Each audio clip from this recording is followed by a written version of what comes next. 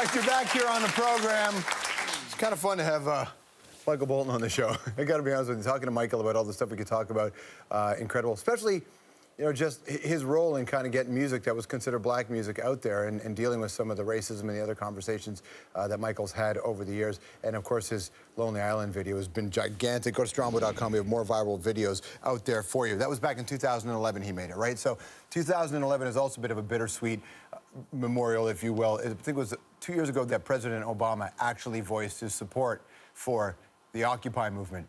And wow, what a difference a couple of years make, right? Occupy there, everybody crushed the Occupy movement and it sort of dissipated. People waiting to see what's next. To be fair, up here in Canada, while it was business as usual on Wall Street, up here we had Idle and More, which, you know, garnered a lot of steam. And of course, the Quebec student protests, which also garnered a lot of steam. And you're saying to yourself, dude, I thought the panel was supposed to be funny. It will be, because nothing says comedy like student protests. Oh my God.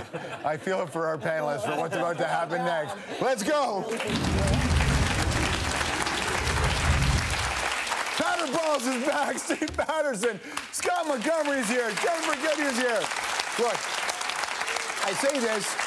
We did a panel here about unpaid internships, and a bunch of people lost their minds going, not funny. In a comedy panel, jokes are allowed to be funny. Protests, there are also reasons for them not to be funny, because people get hurt, but we can still sometimes be funny and talk about serious things. So, Steve? Yeah. What did Occupy accomplish?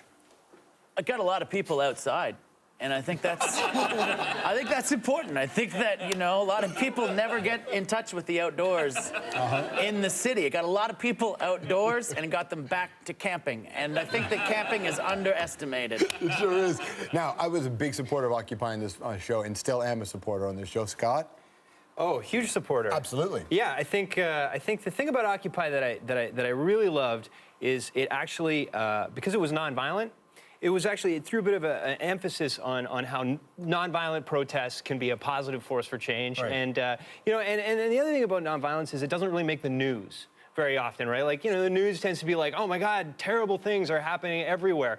And Occupy was like, terrible things are happening, but not here where we're protesting it. And, you know, and the news is usually not violent unless you consider, you know, pictures of puppies on BuzzFeed the news. And, right. And judging by my Facebook page, many people do. They sure do. But, yeah. I would say, too, to that, like, Canadians are really great at protesting and boycotting. They're amazing at boycotting things. They've, you know, boycotted Canadian-made television for years, and we're almost rid of it. Yeah, almost gone. We are almost really. Stop doing that. Why are you clapping? People are like, yeah, get rid of it. By the way, the guy clapping works on the show. You know? That's a problem. Yeah. That's a problem. So long. That's right. Yeah, exactly. What works and doesn't work about a protest? And is that key, that you have to get the balance just right, or it won't be effective? I think you have to have at least one person that knows why they're there, and it sounds facetious, but I mean, the person that's your spokesperson should really know what they're talking about. I think that was a big problem with the Occupy movement was, you know, I think everyone had a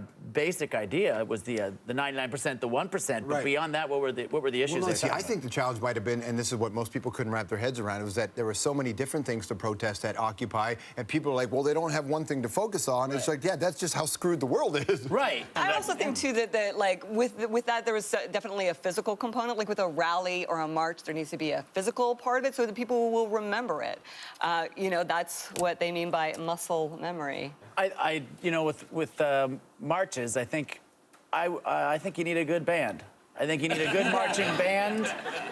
Everybody likes a parade with a band in it, but you ever watched a parade with no band? It's just a bunch of people walking. Do you honestly believe that anybody likes marching band music? Like, does anyone listen to that at home? They're like, oh man, you got my mix. Yeah. I went to the University of Western. They have a fine marching band.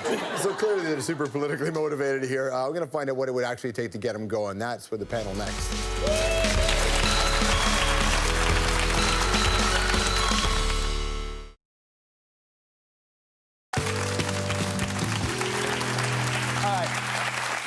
You're back here on the program. We're talking about protests here and the idea of protests, and often protests have been divided by this idea of right wing and left wing. Sometimes it's a little more complicated. I think the World Trade Organization protests in Seattle proved that truckers could protest beside hippies, and they had the same things in mind, which is trying to protect your jobs and healthy food and all that other stuff, or as we like to call it at CBC, fertile ground for comedy. War story. Ever had a really bad protest experience? I I was accidentally in a protest one time. I was in Ottawa. And I was walking to work, and then I'm like, oh, there's a crowd of people walking beside me, and then it's like, oh, we're freeing Tibet. I agree with that, and it's on my way. So it was very, very convenient for me. This is the laziest, I'm the worst, laziest protester. This is lame. You know, I'm not compared to that, George. I show solidarity when there's like union protests by honking, but sometimes it's just to get them to get out of the way. I don't know. Exactly. Over the hand for the panel, everybody. Watch the Ron James Show. That's where you'll find Scott Montgomery's fine work. Season 5 starts in February. Of course, Steve Patterson, you know him, host of The Debaters on CBC Radio 1. And he's also got a comedy tour in BC in November. You go to stevepatterson.ca to get the details on that. Of course, Jennifer Goodhue just wants her family to know she's not coming home for Christmas this year. Good things, Victoria says.